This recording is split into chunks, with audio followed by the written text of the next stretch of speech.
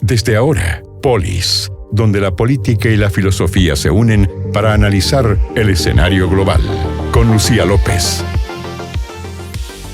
Ya estamos en un nuevo capítulo de Polis, en una semana súper interesante para hacer un análisis internacional mezclado con filosofía política, que es lo que tratamos de hacer en este programa, porque partía la teología política es lo suyo, con la encíclica papal, que ya estaremos revisando además, y cómo se conecta precisamente con la discusión global y las tensiones geopolíticas.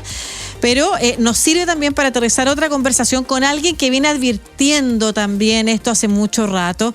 Está aquí en el programa y agradezco además que en medio de una súper intensa agenda en tu visita a Chile te hayas dado un espacio, José María Lasalle, para estar acá. José María, ensayista, escritor, doctor en filosofía del derecho, además académico. Muchas gracias por estar acá. Desde España, aterrizando a Latinoamérica también con... trabajo vinculado a la Fundación de Desafíos del Futuro, de Comisiones de Desafíos del Futuro, por ejemplo, en Bolivia, un país que está resentido también en estos momentos, pero que está implementando un modelo que es parecido al que existe en Chile, de pensar cómo desde la institucionalidad efectivamente se puede avanzar en los riesgos que se están viendo ahora y que van a ser palpables ya mucho más claramente, como bien dice el nombre, en los desafíos que se van a ver en el futuro. Muchas gracias por estar aquí, José María. Pues muchas gracias por invitarme, encantado de estar a tu lado. Sí, y hice rápidamente un repaso de la agenda que te ha traído aquí por Latinoamérica, ¿no es cierto?, vinculado a la Fundación Encuentros del Futuro. ¿Quién te ha traído a Chile? Un par de veces ha estado en la cumbre de filosofía que he tenido la oportunidad de yo moderar, del Congreso Futuro, y ahí te he podido escuchar hace mucho rato advirtiendo sobre los temas que hoy día están en la discusión, tanto en este programa como en la discusión global, que es la inteligencia artificial desregulada y los problemas que esto ha significado para las democracias, para las sociedades polarizadas y hoy día incluso para la humanidad. Primero, ¿qué te ha parecido precisamente la encíclica papal? Me imagino que entre medio de toda esta agenda y de viaje has tenido la oportunidad de conectarte con la información. Bueno, me parece un aldabonazo ético que necesitábamos en un contexto en el que precisamente nadie se había, como se dice en España, mojado con el tema con la suficiente entidad como para advertirnos de que nos estamos asomando a un riesgo que afecta al conjunto de la humanidad y que por lo tanto hay incluso una narrativa, un proyecto, un programa que busca probablemente, no sé si la sustitución de la humanidad, pero sí dañarla en sus fundamentos más básicos, que son los que tienen que ver con la condición humana. Y de eso precisamente hemos estado hablando en Bolivia, de la mano del Congreso Futuro y Dialoga Tarija, que es una iniciativa promovida desde el Congreso Futuro y con la CAF y con Anivia, que han estado apoyando estas iniciativas y que ponen el énfasis en comprender que probablemente estamos ante un escenario en el que las diferencias históricas entre la derecha y la izquierda ceden ante lo que realmente es el tema de nuestro tiempo. Si queremos afrontar que una herramienta poderosísima como es la inteligencia artificial y que ha nacido de la ciencia, del ingenio humano, de la capacidad creativa que tiene el ser humano y que es excepcional, esté en manos de unos pocos o sea un objeto sometido al control de los poderes políticos democráticos y, sobre todo, para el beneficio del ser humano y del conjunto de la especie humana. Y ese yo creo que es el gran debate de nuestro tiempo, un debate que trasciende cualquier otro. Es tan importante como el que se produjo tras la revolución industrial con la introducción de la máquina de vapor, y estamos realmente ante una realidad única en nuestra historia. Y me gustaría que los gobiernos democráticos, los que todavía subsisten, sean capaces de tomar las riendas y afrontar en sus agendas esta cuestión como una prioridad. Tú dices, es una agenda que debiera hacer ceder a la izquierda y a la derecha en pro de una discusión que las trasciende. No sé si eso está pasando hoy día necesariamente en todos los países, pero es algo que tú has empujado, que las democracias, que las ciudadanías que están viviendo bajo países democráticos puedan empujar la discusión en torno a para qué queremos la inteligencia artificial. Pero antes de eso me quiero concentrar en el punto y en la palabra que dijiste. Nos faltaba en España, porque tú vienes de España, pero probablemente en otras partes del mundo, una voz líder que se mojara, dijiste, que se hubiera mojado respecto a lo que es el verdadero desafío de hoy en día. Y nosotros hacemos análisis internacional político y el Vaticano, y en este caso el Papa, cumple un rol también político importante. ¿Qué te parece que desde ahí, por qué crees que desde ahí es que desde surge esta voz y este liderazgo global advirtiendo de estos riesgos?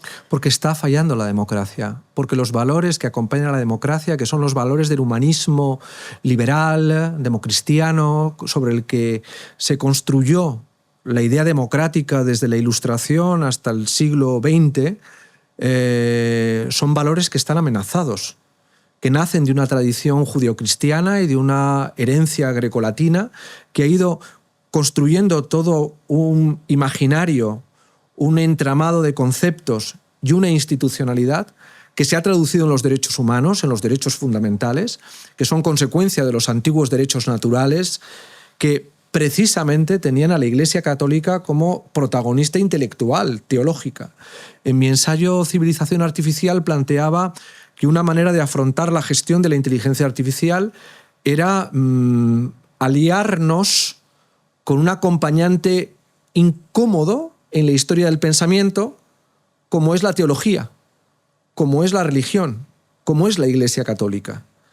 Y el Papa León XIV, siguiendo, creo, con lo que entrevió comunicativamente el Papa Francisco, y antes, de alguna manera, desde un punto de vista teológico, con una finura muy especial, el Papa Benedicto XVI ha traducido en una encíclica para mí tan importante como fue la encíclica de León XIII sobre el Rerum Novarum, para explicar que con la revolución industrial que trajo la máquina de vapor, la desigualdad que generaba era un tema ético sobre el que la Iglesia tenía que opinar, porque afectaba la dignidad de la persona.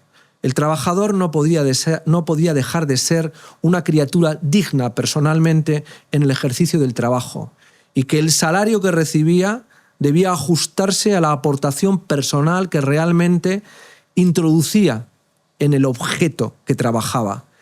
Y eso fue una revolución en términos éticos. Y hoy... Y promovió, cambios políticos también. Y promovió cambios políticos, obligó a que las fuerzas conservadoras de su tiempo comprendieran que el discurso que desde la izquierda planteaba el marxismo no era realmente algo tan apartado de la sensatez, aunque la manera de armarlo fuera a lo mejor errónea, pero que había un trasfondo ético del que la Iglesia Católica se sentía también sensible. Y la encíclica de la que estamos hablando, Magnificat Humanitas, está diciendo eso respecto de la relación del ser humano con la inteligencia artificial, que es la nueva máquina de vapor, no de la revolución industrial, sino de la revolución digital, y que va a cambiar nuestra civilización. Y es una advertencia necesaria. Algunos nos sentíamos huérfanos de estar diciendo estas cosas y nos acusaban de distópicos, pesimistas, y de pronto la voz del Papa se hace eco del tema de nuestro tiempo. Y eso me parece maravilloso. Y la voz del Papa, además, acompañado precisamente de uno de los fundadores de una de las empresas de inteligencia artificial, que también advierte, de alguna manera, que lo que se está diciendo no es irreal, que es uno de los pocos grupos que ha tratado de frenar al poder político intentando captar precisamente a las inteligencias artificiales. Me refiero a uno de los fundadores de Anthropic. Pero fíjate, perdona, y la voz del Papa acompañada en notas a pie de página, en la encíclica, por la figura más importante de la intelectualidad liberal del siglo XX, que es Hannah Arendt, una mujer. Ese no es un gesto, no cita a otros, cita a Hannah Arendt, a Homo Faber, la gran obra de ella en la reflexión sobre el valor que el trabajo tiene como una creación profesional, algo que nace de la entraña profunda del deseo de crear que tenemos los seres humanos. No es casual. Hay tanto que has dicho que me aparecen tantas ramas interesantes. Una tiene que ver, lo dijiste hace mucho rato ya, que tiene un proyecto, que está programado, el desarrollo tecnológico y las grandes corporaciones que hoy están alienadas con algunas instituciones o gobiernos, tienen un proyecto. Y por eso está generando este problema, no es casual. Y ahí te quiero preguntar, a tu juicio, ¿cuál es el proyecto? ¿O cómo sabes que hay un proyecto? Pero antes que eso, quiero avanzar en este punto, que es la conexión entre el pensamiento liberal y la teología del Papa. El pensamiento teológico del Papa que se convierte en doctrina, ¿no es cierto? Que responde también a una línea, la doctrina social de la Iglesia. De la Iglesia. ¿Por qué hoy? Y es muy interesante porque de alguna manera hace 100 años atrás vivimos algo parecido. ¿Por qué hoy el pensamiento liberal está más cerca de, y es recogido por el líder máximo de la Iglesia Católica, y el mundo conservador, que se supone que debiera estar más unido a la Iglesia Católica, está alineado con las corporaciones tecnológicas? Y además unas corporaciones tecnológicas que se han hecho eco del discurso libertario y neoliberal, que es un discurso que quiso asesinar al liberalismo. Es decir, el pensamiento neoliberal lo que busca es sustituir al pensamiento liberal. El pensamiento liberal es un pensamiento humanista. Nace de la consciencia de que hay que proteger la conciencia humana frente al poder absoluto de los monarcas que tratan de doblegar al ser humano en la fe que profesan. Y para eso desarrolla ese pensamiento liberal inicialmente un discurso que es el de la ley natural, el de los derechos naturales. Estoy hablando de alguien tan importante para el pensamiento liberal como es John Locke, que además dice que el ser humano justifica su propiedad por el derecho que tiene como persona sobre las acciones que nacen de ella. Entre otras, el trabajo. Y lo que fundamenta la propiedad es el trabajo. Ese es el discurso original del pensamiento liberal, que es, por cierto, algo defendido, aunque John Locke no lo hace, lo digo porque fue mi tesis doctoral y trabajé sobre este tema hace ya muchos años. Lo hace a partir de la segunda escolástica, de la escolástica española, de Francisco Suárez, de Vitoria, de Molina, autores que han sido manipulados y utilizados muchas veces por el pensamiento neoliberal. Pero la razón está en que la Iglesia es defensora del humanismo, es la heredera de la tradición grecolatina, de la herencia judeocristiana, que coloca a la persona en el centro de la creación. Es decir, no puede entenderse el ser humano sin la percepción de que es el centro de una creación de Dios que le coloca a él como protagonista, como medida de todas las cosas. Y eso es lo que trata de cuestionar el mundo tecno-siliconizado, que desde California, no hablo de Shenzhen ni de China, es que es otra historia. Ese es un totalitarismo comunista confuciano que tiene muy claro su propósito y que es un enemigo sistémico de la libertad humana. Pero, de la libertad individual. De la libertad individual, de todo lo que representa la justicia tal y como la entendemos en Occidente. Esa es otra historia. Al final, yo ya sé quiénes son ellos. Pero lo que me preocupa es que la sociedad en Occidente no comprende quiénes están articulando una narrativa que lo que busca es cancelar la humanidad tal y como la entendemos. Es decir, precisamente en el Congreso futuro de enero de este año próximo, vamos a elaborar un manifiesto que va a tratar de explicar por qué tenemos que alinearnos todos en la defensa de esos valores que la Iglesia Católica ahora mismo está protagonizando como necesarios para salvarnos, casi me atrevería a decir, como especie. La otra parte de la pregunta es ¿por qué el mundo conservador sí. en algunos países está alineado con...? Porque está seducido por el pensamiento neoliberal, que ha creído que la única fuente de prosperidad posible es una digitalización sin reglas y que la innovación solamente puede desarrollarse si no hay reglas. Es decir, comportándonos como superhombres nietzscheanos, siguiendo la doctrina de Ayn Rand, una de las grandes protagonistas del pensamiento neoliberal, que consideraba que el éxito era lo que marcaba el derecho a un monopolio absoluto sobre las consecuencias del mismo, sin entender que el éxito humano es producto de la creación, pero de la colaboración que todos, de un modo u otro, nos brindamos unos a otros viviendo en sociedad, que es un elemento básico para que el genio pueda desarrollar muchas veces su propia creatividad. Y esas ideas están muy inoculadas en una percepción de que la vanguardia que genera la prosperidad está vinculada a una innovación que no tiene que aceptar ningún componente ético, que no necesita la sociedad.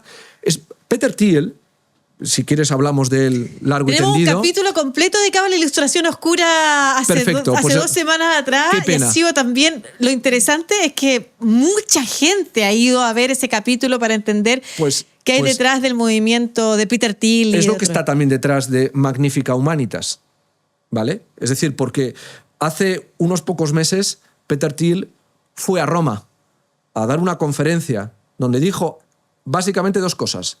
El anticristo es lo que queda de la democracia liberal, que está generando el desorden global porque no es capaz de estar a la altura de apoyar el catecón, que es otro concepto que desarrolla Carl Schmitt en el Nomos de la Tierra, el gran teórico del nazismo, para decir las palabras concretamente, que en este caso el catecón no es la Iglesia Católica, sino que es la técnica. Confiemos absolutamente en la técnica porque será lo que redimirá al ser humano y derrotará al anticristo, es decir, a la democracia liberal. Eso lo ha dicho Peter Thiel, lo dijo primero en París, en el Collège de France, pero lo ha dicho provocando directamente a la Iglesia Católica en Roma y manteniendo una némesis intelectual con un pensador agustino como es el Papa.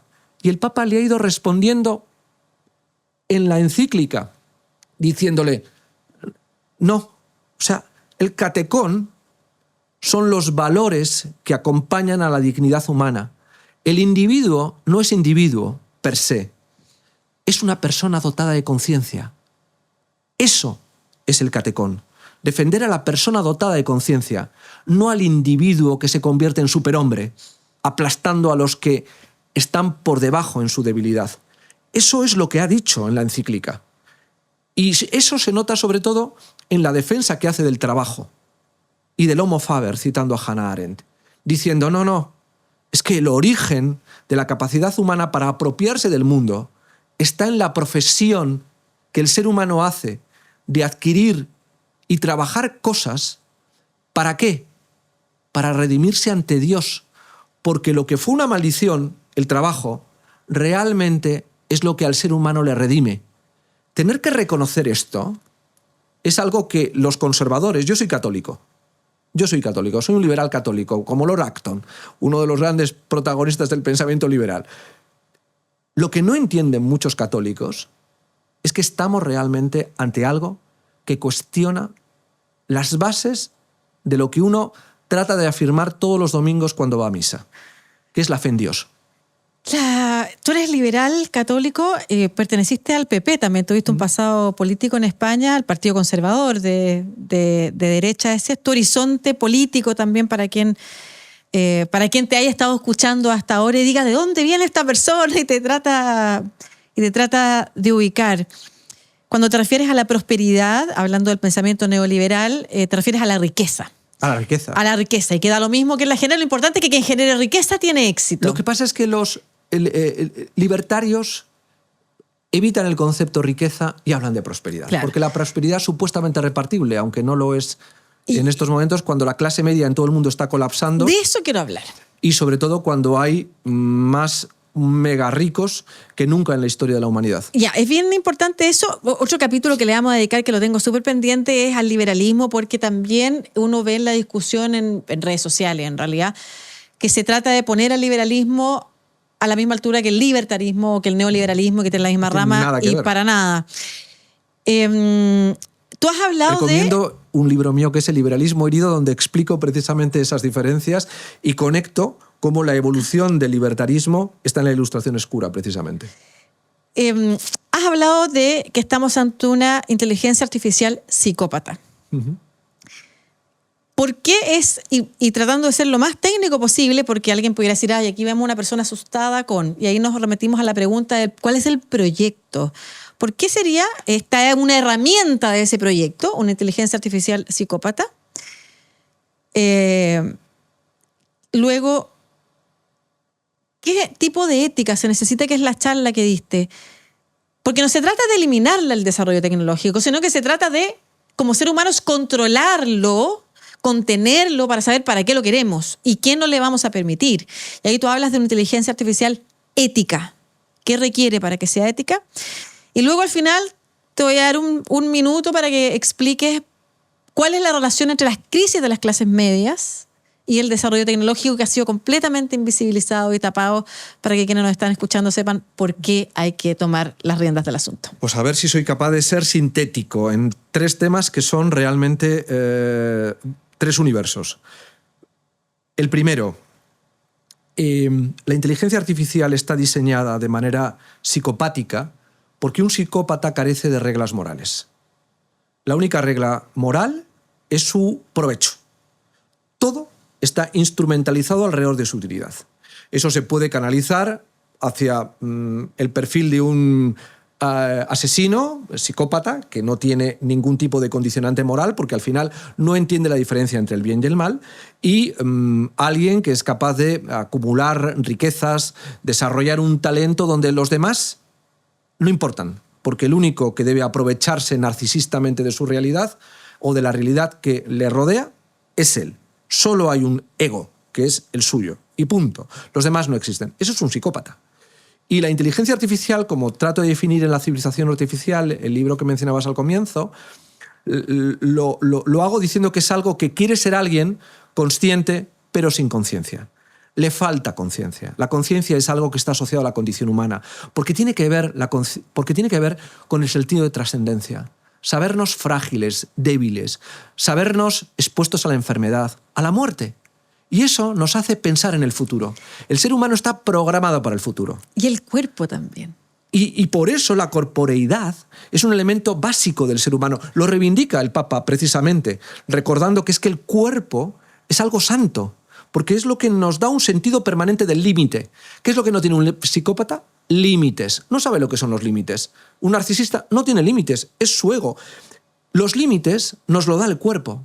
Cuando leemos y tocamos un libro, estamos pasando páginas y estamos en cada página reiniciando el conocimiento, pero al mismo tiempo tenemos constancia del tiempo que ha transcurrido, de las horas que hemos empleado con la guía que nos dice hemos avanzado 100 páginas o nos quedan 50. Es decir, estamos programados para los límites.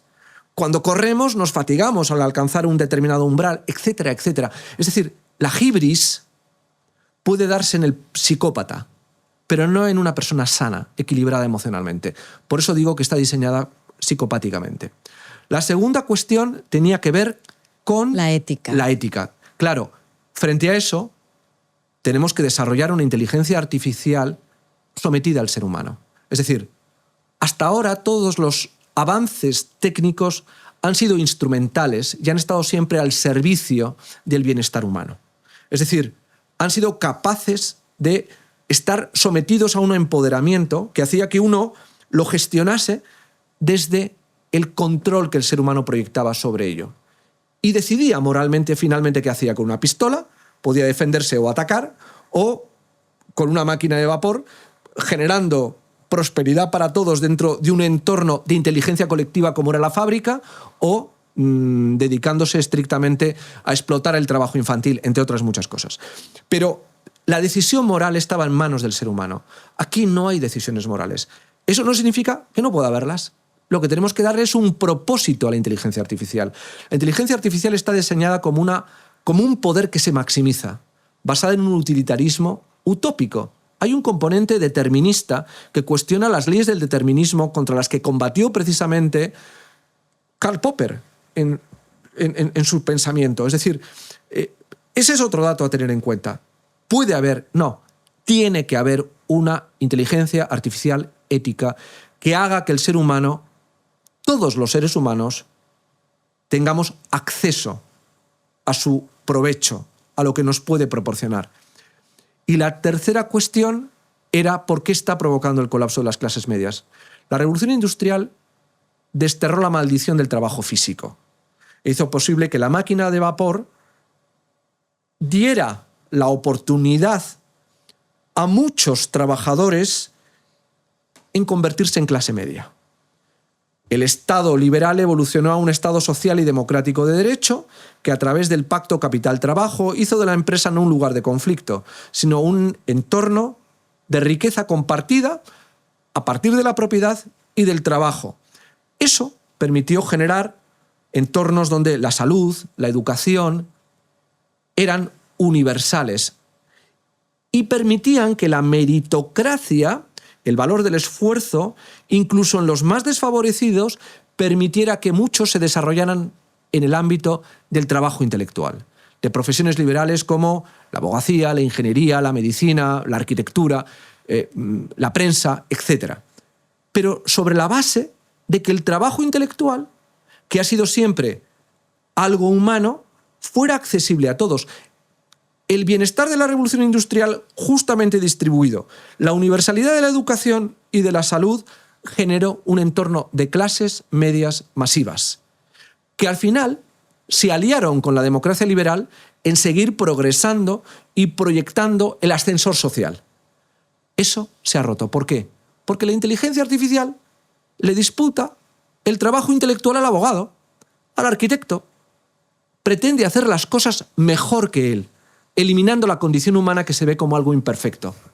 Puede haber un abogado mejor a través de un sistema de inteligencia artificial como Watson que te permite elaborar una sentencia sin entrar en todo lo que representa la comprensión humana que acompaña al condicionamiento que ocasiona un delito o que provoca un desfalco financiero, etcétera, etcétera, donde la empatía humana es necesaria.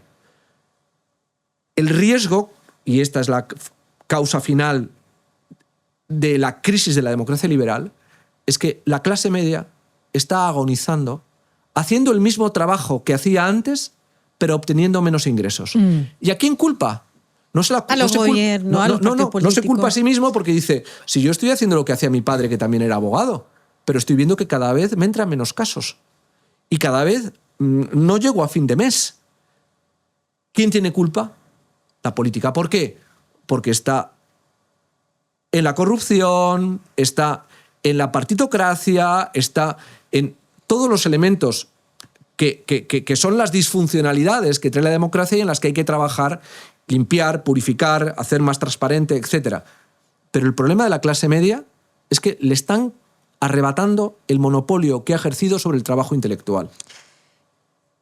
Nos tenemos que ir. Sí. Lamentablemente, porque además tú tienes una actividad ahora que dar Sí. y yo agradezco que entre medio de todo este espacio me hayas dado un cupo precisamente para conversar con estas ideas. Quiero cerrar con esta pregunta.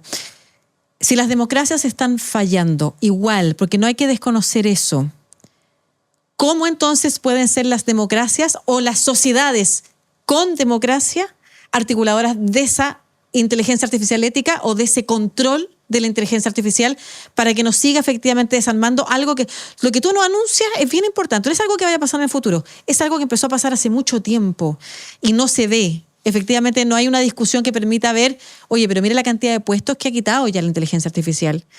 ¿Cómo pueden las democracias entonces y las personas que viven bajo regímenes democráticos cambiar aquello? Asumiendo que hay que defender la democracia. Porque la democracia, ¿por qué se caracteriza? No por la partitocracia o la corrupción, sino por las reglas. Tenemos que sanear la democracia haciendo posible que las reglas sobre las que se sostiene se observen. Antes, cuando he hablado de la innovación, cuando he hablado de la inteligencia artificial, he dicho que son desarrollos, constructos que evitan las reglas. El psicópata no quiere reglas. Por lo tanto, le sobra la fábrica de las reglas, que es la democracia. Este es el riesgo. Que lo que sobra a las corporaciones tecnológicas, a quienes quieren desarrollar una innovación sin límites, los que quieren desarrollar una inteligencia artificial dedicada estrictamente a seguir creciendo en su poder, es la democracia. Porque la democracia implica, primero, proteger a la humanidad organizada colectivamente como pueblo soberano, y porque tiene esa capacidad, elabora reglas, porque identifica dónde está la equidad que garantiza la armonía social. El propósito que acompaña a una democracia es vivir en armonía, en justicia. Y la justicia son reglas. No olvidemos una cosa, y con esto termino. En el mito de Prometeo, del Protágoras de Platón, cuando Zeus descubre que Prometeo ha arrebatado el fuego a los dioses y que se lo ha dado a los hombres para que los hombres, sin ningún condicionante ético, moral, dominen el mundo y provocan el caos de dominarlo porque no tiene sentido del límite, ¿qué hace? No le quita el fuego, se lo mantiene, pero le da ¿qué? La equidad, el sentido del límite, el sentido de justicia, el sentido de fijar reglas. Ahora mismo tenemos un fuego desatado como un incendio que va a más y le hemos arrebatado al ser humano la capacidad de controlarlo. Ese es el problema que estamos viviendo. Muchas gracias. Siempre tan interesante escucharte, José María Lasalle. Invito a revisar las charlas que has dado en el Congreso Futuro. Invito a seguir tu paso por Chile, además, porque me están aquí indicando que te tienes que ir a tu lanzamiento, además, y vas a volver, y te pido que cuando vuelvas continuemos esta conversación. Encantado. Y además anuncio que en el próximo Congreso Futuro va a haber también una cumbre de expertos en geopolítica, una cumbre de teólogos y, sobre todo, vamos a elaborar un manifiesto que va a tratar de asociar a todo el que quiera al propósito que he descrito en esta charla. Importante, porque no está siendo fácil. Cuando tú decías, las visitas de Peter Thiel a Europa tienen que ver con hacer caer el discurso de algunos gobiernos que están intentando empujar. La Unión Europea está intentando empujar y no puede. No es fácil, efectivamente. Y no estamos hablando, como tú bien decías, de eliminar un desarrollo, sino que del propósito humano, de la subsistencia, está vinculado a la capacidad de regir y contener para qué vamos a usar y en qué cosas queremos que nos reemplace y en qué cosas no queremos que nos reemplace. José María Lasalle, ensayista español, autor de... Mira, tengo acá los nombres de algunos libros que vamos a recomendar también, que eso es bien importante. Repítemelos tú mejor. Ciberleviatán. Eso, Ciberleviatán. En el 2019. Sí, eso. Liberalismo herido, donde denuncié la ilustración oscura y la conecté con el tecnolibertarismo, que fue en el 2021. Y Civilización Artificial en el 2024, donde invoqué precisamente las reglas vinculadas a la teología y a los valores éticos de la Iglesia como límites a la inteligencia artificial. Muchas gracias, José María Lasalle, ensayista y doctor en Filosofía del Derecho Español aquí en Chile, en Polis. Y muchas gracias a ustedes por acompañarnos en este nuevo capítulo. Gracias. Muchas gracias a ti. Esta y otras entrevistas con análisis internacional o filosofía para todas y todos la puedes encontrar en la playlist de Polis, donde la filosofía y la política se encuentran para reflexionar sobre el escenario global. Polis en el canal de YouTube de Radio ADN.